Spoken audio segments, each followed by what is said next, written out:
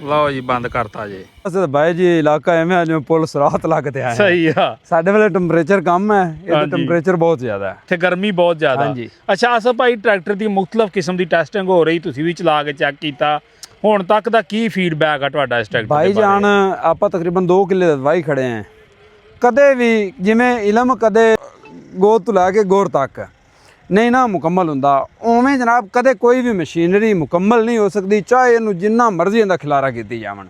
ਲੇਕਿਨ ਇਹਨਾਂ 90 HP ਬਣਾਇਆ, ਟਰਬੋ ਲਾ ਕੇ ਇੰਜਣ ਤਬਦੀਲ ਕੀਤਾ ਹੈ ਤੇ ਉਸ ਤੋਂ ਬਾਅਦ ਜਿਹੜਾ 에ਅਰ ਕਲੀਨਰ ਹੈ ਉਹ ਡਰਾਈ 에ਅਰ ਕਲੀਨਰ ਕਰ ਦਿੱਤਾ ਹੈ। ਜਿਹੜੀਆਂ ਵੀ ਤਬਦੀਲੀਆਂ ਕੀਤੀਆਂ ਨੇ ਅੱਛੀਆਂ ਕੀਤੀਆਂ ਨੇ, ਪਰਫਾਰਮ ਵੀ ਅੱਛਾ ਕਰ ਰਿਹਾ ਹੈ। ਹਾਲ ਦੀ ਘੜੀ ਇੱਥੇ ਬੜਾ ਅੱਛਾ ਪਰਫਾਰਮ ਕਰ ਰਿਹਾ ਔਰ ਇਹ ਟਰੈਕਟਰ ਟੈਸਟਿੰਗ ਵਾਲਾ ਹੈ। ਜਦੋਂ ਮਿਲਤ ਨੇ ਆਦੇ ਪਲੇਟਫਾਰਮ ਤੋਂ ਟਰੈਕਟਰ ਤਿਆਰ ਕਰਕੇ ਤੇ ਬਾਹਰ ਕਿਸਾਨਾਂ ਨੂੰ ਦੇਣਾ ਹੈ, ਉਹ ਟਰੈਕਟਰ ਮਜ਼ੀਦ ਬਿਹਤਰ ਹੋਵੇਗਾ। ਹਾਲ ਦੀ ਘੜੀ ਜਨਾਬ ਬਹੁਤ ਅੱਛਾ ਚੱਲ ਰਹੀ ਹੈ, ਪਰਫਾਰਮ ਵੀ ਅੱਛਾ ਕਰ ਰਹੀ ਹੈ, ਸਮੋਕ ਨਹੀਂ ਹੈਗੀ, ਮੋਸ਼ਨ ਨਹੀਂ ਛੱਡਦਾ, ਟੋਰਾ ਜ਼ਿਆਦਾ ਹੈਗਾ। ਤੇ ਇਸ ਤੋਂ ਬਾਅਦ ਜਿਵੇਂ ਜਿਵੇਂ ਜਨਾਬ ਫੀਲਡ ਦੇ ਵਿੱਚ ਚੱਲੇਗਾ, ਜ਼ਿਮੀਂਦਾਰ ਖਰੀਦਣਗੇ ਤੇ ਫਿਰ ਇਹਦੇ ਜਿਹੜਾ ਹੋਰ ਮਜ਼ੀਦ ਰਿਵਿਊ ਆਣਗੇ। ਇਨਸ਼ਾਅੱਲਾ ਉਮੀਦ ਹੈ ਕਿ ਰਿਵਿਊ ਇਹਦੇ ਪੋਜ਼ਿਟਿਵ ਹੀ ਆਣਗੇ, ਨੈਗੇਟਿਵ ਨਹੀਂ ਆਣਗੇ। ਸਹੀ। ਜ਼ਿਮੀਂਦਾਰ ਬੜੀ ਡਿਮਾਂਡ ਕਰਦੇ ਸੀ ਮਿਲਤ ਕੋ 90 HP 100 HP ਹੋਣਾ ਚਾਹੀਦਾ, ਜਿੱਦਾਂ ਸਕੀਮਾਂ ਦੇ ਅੰਦਰ ਚੱਲਦੇ ਨੇ ਟਰੈਕਟਰ। ਜੀ। ਔਰ ਮਿਲਤ ਨੇ ਬੜੀ ਦੇਰ ਬਾਅਦ ਦਿੱਤਾ। ਤੁਹਾਡਾ ਕੀ ਖਿਆਲ, ਮਿਲਤ ਨੂੰ ਕਾਫੀ ਦੇਰ ਪਹਿਲੇ ਨਹੀਂ ਸੀ ਦੇ ਦੇਣਾ ਚਾਹੀਦਾ? ਭਾਈਜਾਨ ਪਹਿਲੀ ਗੱਲ ਤਾਂ ਇਹ ਕਿ ਹੁਣ ਮੀਡੀਆ ਤੇ ਰੋਲੇ ਪਏ ਹੈ ਤੇ ਕੰਪਨੀਆਂ ਸਾਰੀਆਂ ਜਿਹੜਾ ਨਾ ਹੌਲੀ ਹੌਲੀ ਰੇਡ ਪਈਆਂ ਐਕਟਿਵ ਨੇ। ਹਾਂਜੀ, ਹੁਣ ਇੱਕ ਦੂਜੇ ਨੂੰ ਵੇਖੋ ਵਿਖਾਈ ਨਾ, ਇੱਕ ਦੂਜੇ ਤੋਂ ਚੰਗਾ ਕਰਨਾ ਚਾਹੁੰਦੀਆਂ ਨੇ ਤੇ ਇਹ ਚੰਗਾ ਕੰਪਨੀਆਂ ਚੰਗਾ ਕਰਨਾ ਚਾਹੁੰਦੀਆਂ ਤੇ ਕਿਸਾਨ ਵਾਸਤੇ ਚੰਗਾ ਹੋ ਰਹੀ ਹੈ।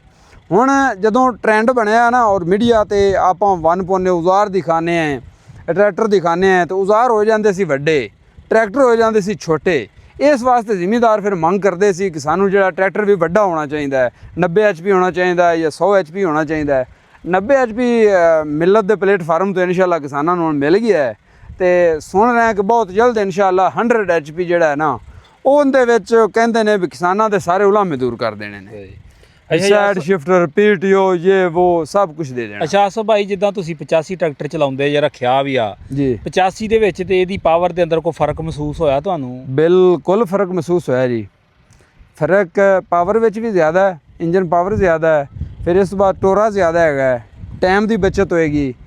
ਟਰਬੋ ਲੱਗਣ ਨਾਲ ਇਨਸ਼ਾਅੱਲਾ ਇਹਦੇ ਡੀਜ਼ਲ ਐਵਰੇਜ ਤੇ ਵੀ ਬਹੁਤ ਫਰਕ ਪਵੇਗਾ। ਡੀਜ਼ਲ ਐਵਰੇਜ ਇਹਦੀ ਇਹ ਉਹਦੀ ਨਿਸਬਤ ਖਰਚਾ ਘੱਟ ਕਰੇਗਾ। ਤੇ ਫਿਰ ਇਸ ਤੋਂ ਬਾਅਦ ਮਿਲਤ ਨੇ ਇਹ 4x4 ਡਿਲਕਸ ਵੀ ਦਿੱਤਾ ਸੀ। ਮੇਰੇ ਅੰਦਾਜ਼ੇ ਦੇ ਮੁਤਾਬਕ ਡਿਲਕਸ ਜਿਹੜਾ ਹੈ ਨਾ ਉਹਦਾ ਹੁਣ ਡਾਰਕ ਫਿਊਚਰ ਨਜ਼ਰ ਆ ਰਹੀ ਹੈ, ਕਿਉਂਕਿ ਉਹਦੀ ਜਗ੍ਹਾ ਤੇ ਇਹ ਚੱਲੇਗਾ, ਲੋਕ ਇਹਨੂੰ ਪਸੰਦ ਕਰਨਗੇ। ਬੜੀ ਅੱਛੀ ਕੀਮਤ ਵੀ ਉਹਦੀ ਦੇ ਵਿੱਚ ਹੀ ਸ਼ਾਇਦ ਹੋ ਸਕਦਾ, ਉਨੀ ਕੀਮਤ 19-20 ਦਾ ਫਰਕ ਤਾਂ ਹੋ ਸਕਦਾ ਹੈ, ਲੇਕਿਨ ਪਾਵਰ ਅੱਛੀ ਮਿਲ ਰਹੀ ਹੈ, ਪਲੇਟਫਾਰਮ ਅੱਛਾ ਮਿਲ ਰਹੀ ਹੈ, ਥਕਨ ਨਹੀਂ ਹੁੰਦੀ ਤੇ ਇਹ ਬੜੀਆਂ ਚੀਜ਼ਾਂ ਜਿਹੜੀਆਂ ਕਿਸਾਨ ਵਾਸਤੇ ਹੋ ਰਹੀਆਂ ਨੇ, ਬੜਾ ਡਿਵੈਲਪ ਇਹਨੂੰ ਕੀਤਾ ਗਿਆ, ਬੜਾ ਅੱਛਾ ਕੀਤਾ ਗਿਆ ਯਾਰ। ਸਹੀ। ਲਓ ਜੀ ਦੋਸਤੋ, ਟੈਸਟਿੰਗ ਹੋ ਰਹੀ ਜੀ MT 390 4x4 ਦੀ 9 ਫਾਲੇ ਚੀਜ਼ਲ ਤੇ। ਪਰਫਾਰਮੈਂਸ ਦੋਸਤਾਂ ਦੇ ਸਾਹਮਣੇ ਆ। ਭਾਈ ਇਮਰਾਨ ਵੜੈਚ ਸਾਹਿਬ ਖਾਨਪੁਰ ਤੋਂ ਟੈਸਟਿੰਗ ਕਰ ਰਹੇ ਜੀ। ਪਿੱਛੇ ਕਬੀਨਾ ਸਾਰੀ ਦੇ ਸਕਦੇ ਜੇ, ਵੀਡੀਓ ਸ਼ੂਟ ਕਰ ਰਹੇ ਜੀ।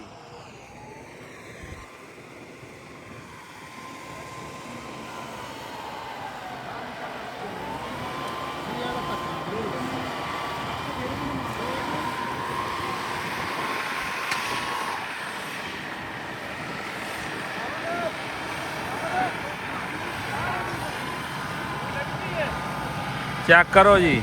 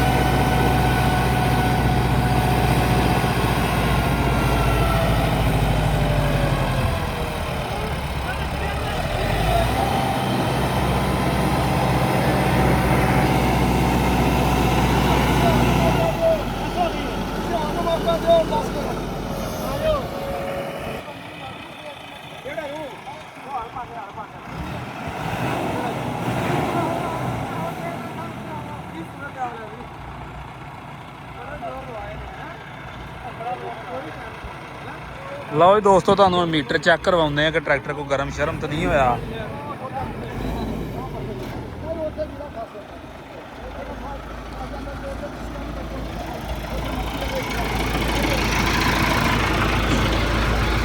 ਲਓ ਜੀ ਦੋਸਤੋ, ਮੀਟਰ ਚੈੱਕ ਕਰੋ ਜੀ।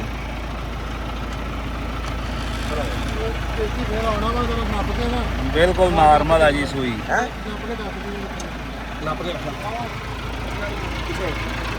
ਲਓ ਜੀ ਦੋਸਤੋ, ਚੇਅਰਮੈਨ ਸਾਹਿਬ ਬਹਿ ਕੇ ਸਿਰ ਨਾਲ ਹੀ ਹੋਣਾ, ਵੇਖੋ ਕੀ ਕਰਦੇ ਆ।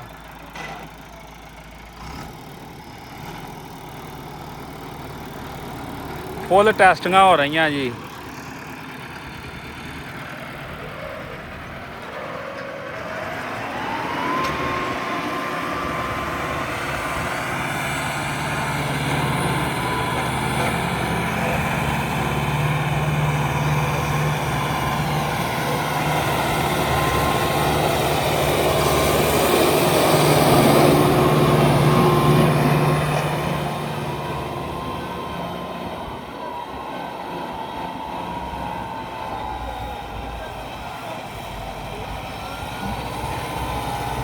ਚੈੱਕ ਕਰੋ ਜੀ, ਪੂਰੇ ਟਿੱਲ ਲੱਗ ਰਹੇ ਜੀ।